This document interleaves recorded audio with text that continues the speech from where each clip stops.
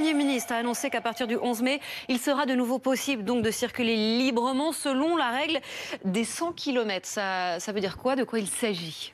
Eh bien, dans un rayon de 100 km autour de chez vous, à partir du 11 mai, terminez les attestations. Il n'y aura plus de documents à remplir pour vous déplacer ou faire vos courses. En revanche, au-delà de 100 km, les déplacements ne seront possibles que pour motif impérieux, familial ou professionnel. Il faudra alors se munir d'une attestation qui est encore en cours de constitution. Et quant à savoir si ces 100 km sont 100 km à vol d'oiseau ou bien 100 km en voiture, eh bien pour l'instant, on ne le sait pas encore.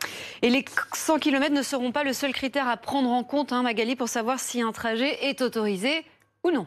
Effectivement, il faudra aussi se soucier des régions et des départements.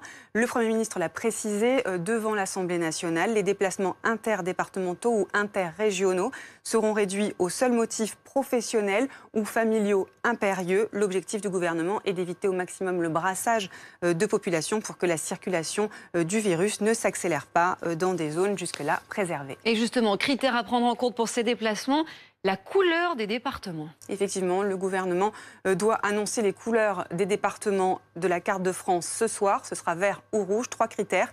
Le taux de nouveaux cas hebdomadaires, la capacité des services de réanimation et les capacités de dépistage. Dans les départements qui seront classés rouges, il y aura davantage de restrictions. Selon le ministre de la Santé, si vous habitez dans une zone de circulation du virus, vous n'avez pas vocation à vous déplacer dans des zones dans lesquelles le virus ne circule pas. Merci beaucoup, Magali. Parlons